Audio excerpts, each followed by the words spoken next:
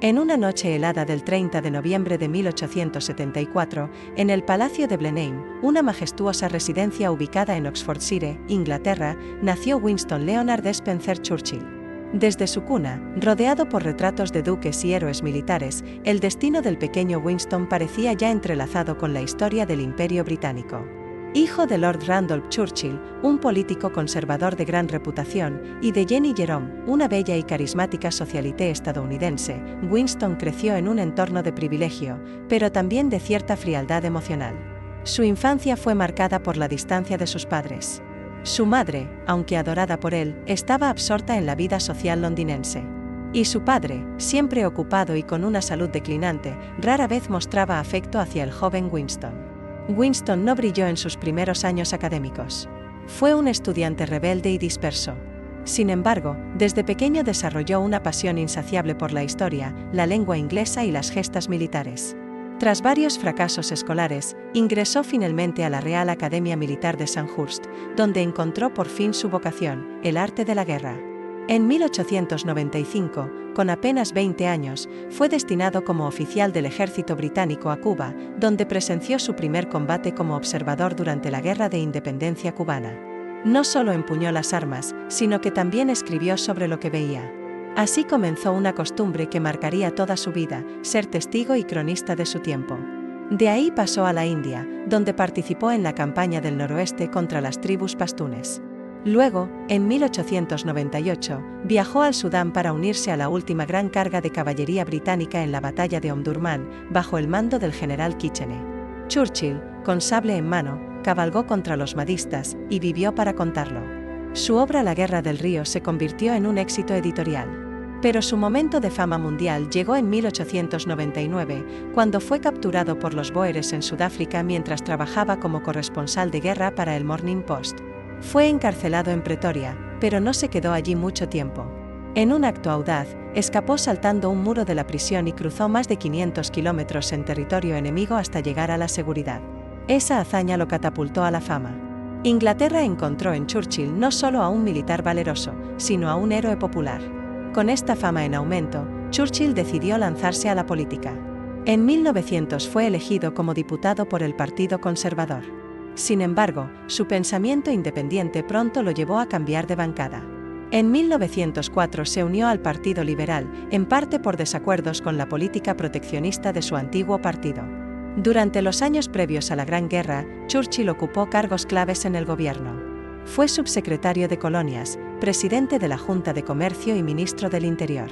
Pero su rol más significativo lo alcanzó en 1911, cuando fue nombrado primer Lord del Almirantazgo, el máximo responsable de la Marina Real Británica. Como arquitecto de la modernización de la flota, promovió el uso del petróleo en lugar del carbón y supervisó la construcción de acorazados clase Dreadnought. Consciente de la creciente amenaza alemana, Churchill presionó para que la Marina estuviese lista para una guerra que parecía inevitable. Y esa guerra llegó. En agosto de 1914, tras el asesinato del archiduque Francisco Fernando y la rápida escalada de alianzas, Europa estalló en llamas. Churchill, desde el Almirantazgo, ordenó la movilización de la flota sin esperar la orden formal del Parlamento. Fue una decisión arriesgada, pero crucial. Gracias a ello, cuando Gran Bretaña declaró la guerra a Alemania, su marina ya estaba posicionada y lista para el combate. Los primeros años de la Gran Guerra marcaron a Churchill profundamente. Fue uno de los grandes impulsores de la desastrosa campaña de Gallipoli en 1915, un intento por abrir un nuevo frente a través del estrecho de los Dardanelos, en Turquía. Lo que debía ser una victoria rápida terminó en un baño de sangre. Más de 200.000 bajas aliadas y el prestigio de Churchill hecho trizas. La opinión pública lo culpó y debió renunciar al almirantazgo. Derrotado y humillado, Churchill no se retiró. Pidió ser enviado al frente. En las trincheras de Flandes, con uniforme de mayor, dirigió un batallón del Regimiento Real de Fusileros escoceses.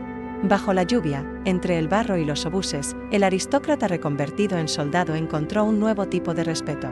Combatió, escribió, reflexionó. Su espíritu no estaba quebrado. Solo estaba esperando su momento para regresar. Así terminaba el primer gran acto de su vida. El joven impetuoso, periodista de guerra, oficial valiente, político brillante y polémico, había caído. Pero no estaba acabado.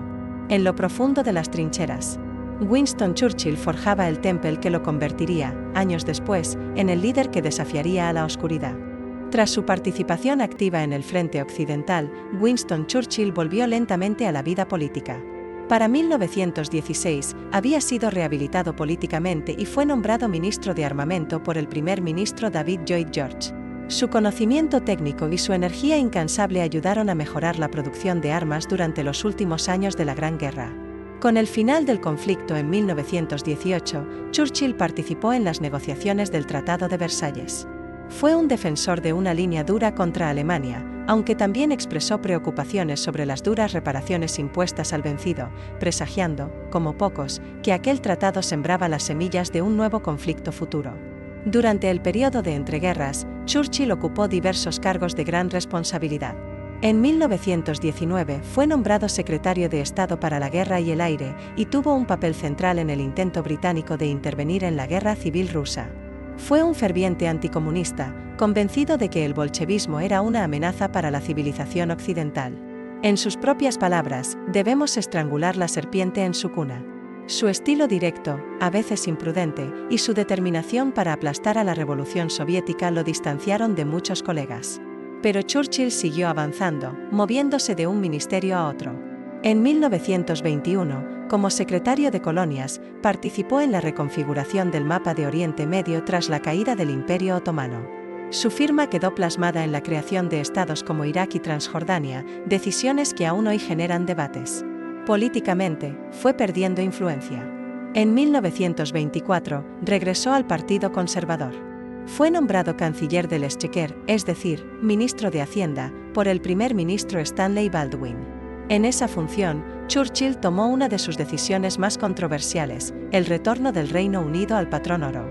Esta medida, que pretendía estabilizar la libra esterlina, tuvo efectos desastrosos en la economía británica, provocando desempleo masivo y una crisis industrial. Pero más allá de los altibajos políticos, lo que marcó a Churchill durante los años 20 y 30 fue su creciente aislamiento. En 1929, tras la caída del gobierno conservador, perdió su puesto y comenzó lo que él mismo denominó los años de la oscuridad.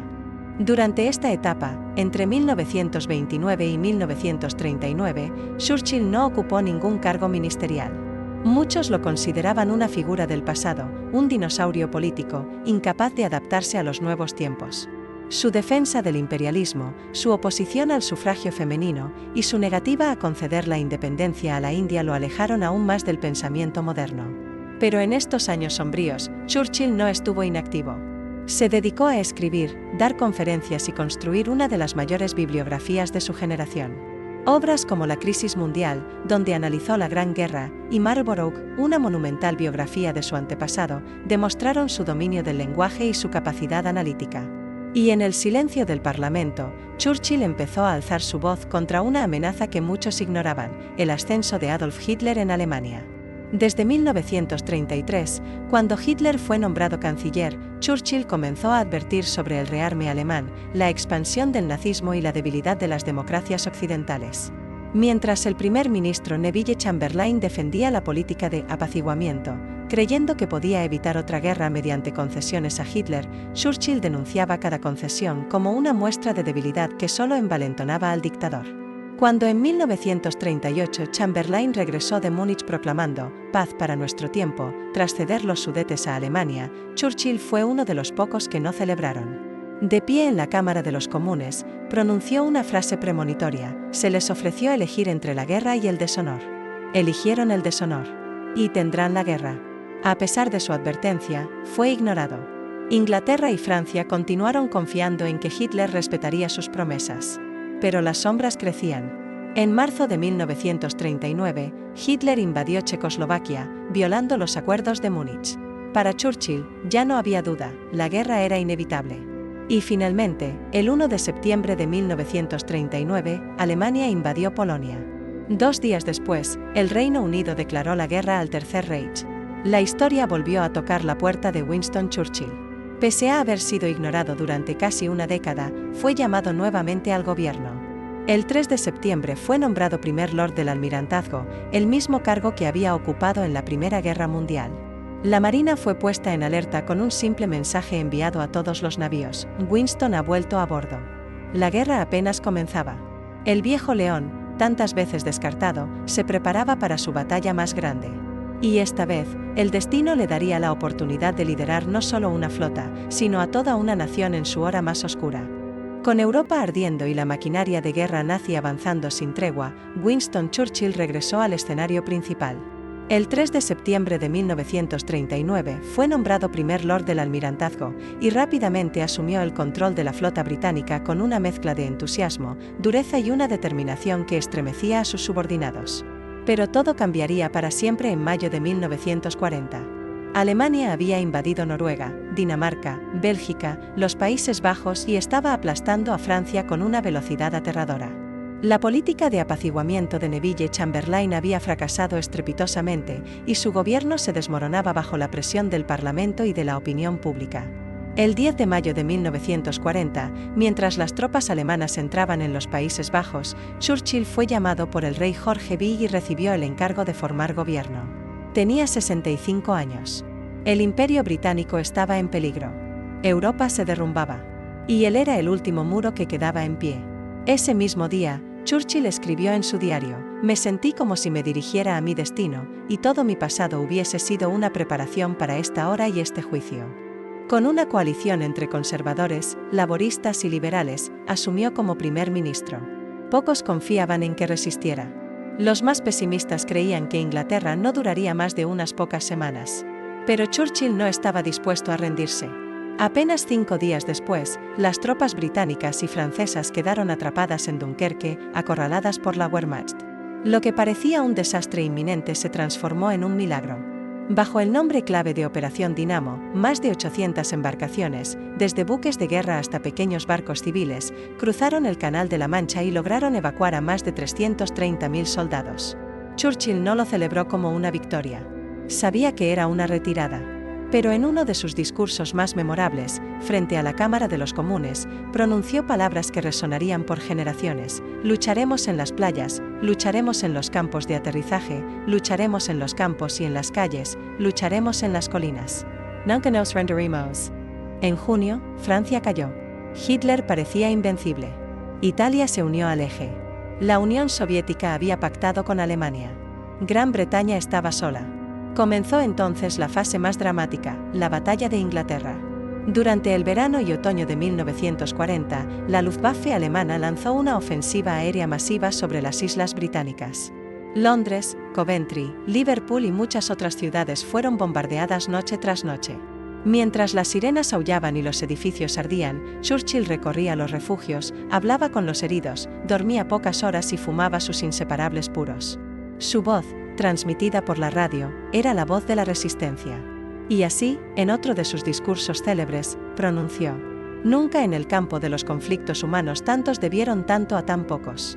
Estas palabras estaban dirigidas a los pilotos de la RAF, que enfrentaron en desigual combate a la aviación nazi y lograron evitar la invasión alemana.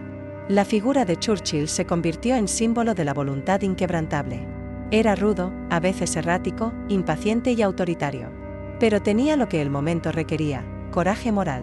En 1941, cuando Hitler rompió su pacto con Stalin e invadió la Unión Soviética, Churchill no dudó. A pesar de su odio visceral al comunismo, declaró: «Si Hitler invadiera el infierno, al menos tendría una palabra amable para el diablo».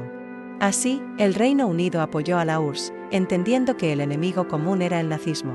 Ese mismo año, el 7 de diciembre, Japón atacó Pearl Harbor. Estados Unidos entró oficialmente en la guerra. Churchill viajó de inmediato a Washington para reunirse con Franklin D. Roosevelt. Entre ambos forjarían una de las alianzas más trascendentales del siglo. Juntos definieron la estrategia para derrotar a las potencias del eje. Churchill no solo fue un estadista, fue un estratega militar activo. Participó en la planificación del Frente Norteafricano, que culminó en la victoria aliada en el Alamein en 1942, donde exclamó: «Antes de el Alamein, nunca tuvimos una victoria. Después de el Alamein, nunca tuvimos una derrota». Supervisó también las campañas en Italia, los bombardeos sobre Alemania y la preparación del asalto definitivo, el desembarco en Normandía. El 6 de junio de 1944, bajo el nombre en clave de Operación Overlord, las tropas aliadas cruzaron el Canal de la Mancha y desembarcaron en las playas de Normandía. Fue el principio del fin para Hitler. Churchill, ya entrado en los 70 años, estaba extenuado, pero seguía con el control firme. Participó en las conferencias de Teherán y Yalta junto a Roosevelt y Stalin, donde se definieron las líneas del mundo posterior a la guerra. Churchill luchó por preservar la influencia británica, pero ya intuía que la hegemonía pasaba a manos de Estados Unidos y la Unión Soviética. Finalmente, el 8 de mayo de 1945, Alemania se rindió. La guerra en Europa había terminado. Multitudes salieron a las calles. Churchill fue ovacionado como el salvador de la patria. En su famoso discurso del Día de la Victoria, dijo: "Este no es el final. No es siquiera el principio del final. Pero es, quizás, el final del principio". Winston Churchill había conducido a su nación a través de la noche más oscura y la había llevado hasta el amanecer. Pero incluso para los grandes héroes, la gloria no dura para siempre.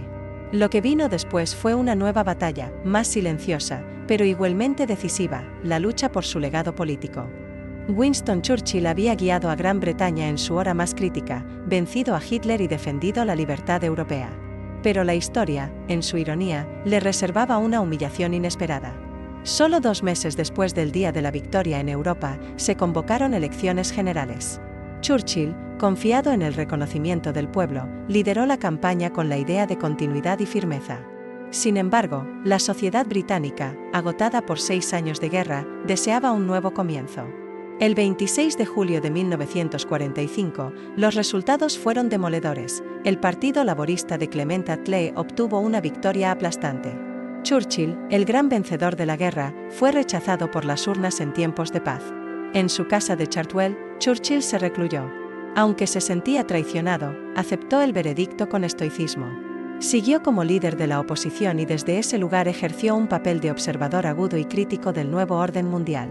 Durante esos años, fue uno de los primeros en advertir sobre una nueva amenaza, la expansión del comunismo soviético. En 1946, invitado por el presidente Harry Truman a dar una conferencia en Missouri, pronunció uno de sus discursos más proféticos: "Desde Stettin en el Báltico hasta Trieste en el Adriático, ha caído un telón de acero sobre el continente". Así, nacía la Guerra Fría, y Churchill había sido el primero en nombrarla. Aquel telón de acero dividía Europa entre 2 mundos irreconciliables. Mientras tanto, su figura se transformaba en leyenda viva. Escribía con intensidad.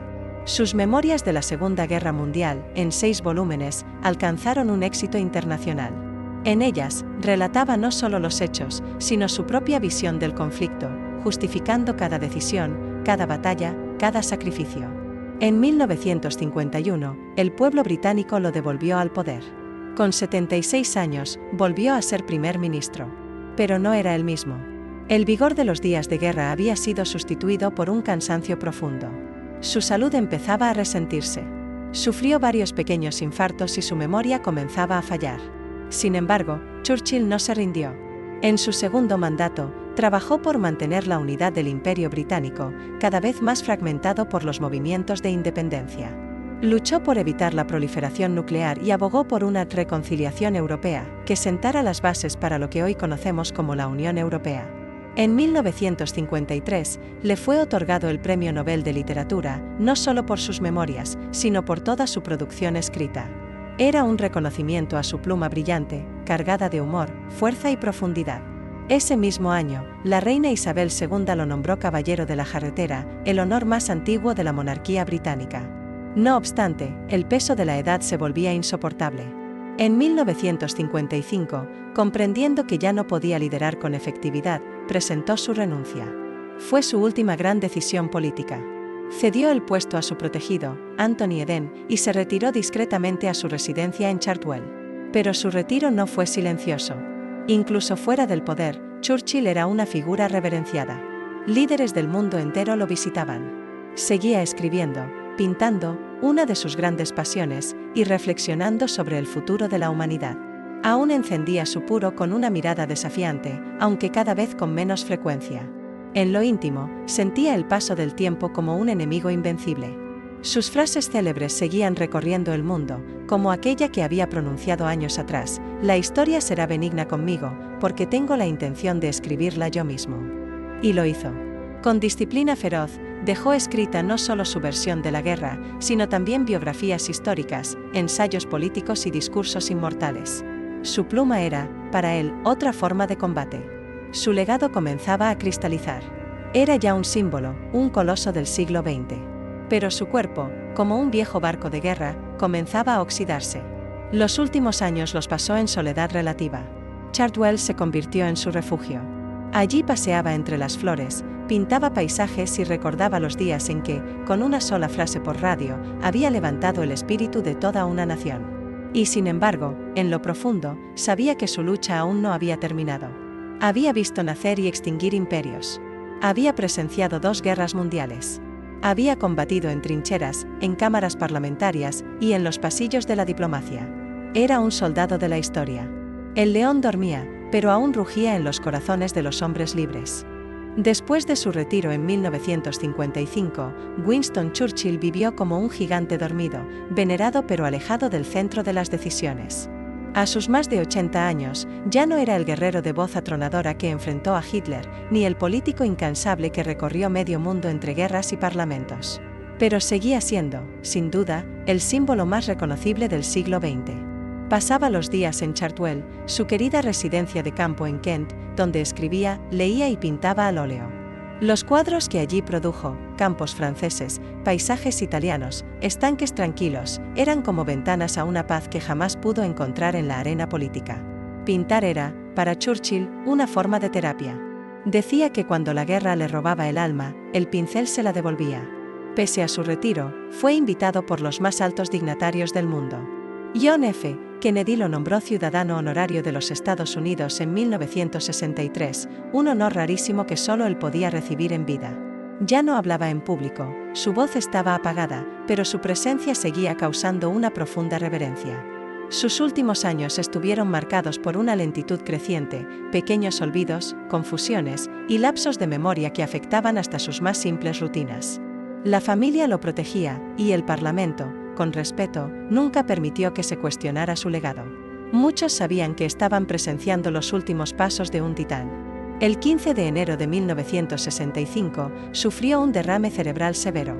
Durante 9 días, el Reino Unido mantuvo la respiración. Mientras Churchill yacía inconsciente en su casa de Hyde Park Gate, los periódicos publicaban retrospectivas de su vida, y la gente se reunía en iglesias, plazas y pubs para recordarlo. Finalmente, el 24 de enero, exactamente 70 años después de la muerte de su padre, Lord Randolph Churchill, Winston falleció. Tenía 90 años. Con él, parecía apagarse una era. El gobierno de Harold Wilson declaró un funeral de Estado, el primero que se concedía a un no monarca desde el siglo XIX. Fue el último tributo a un hombre que había sido más que un líder, había sido la encarnación de la voluntad de un pueblo entero.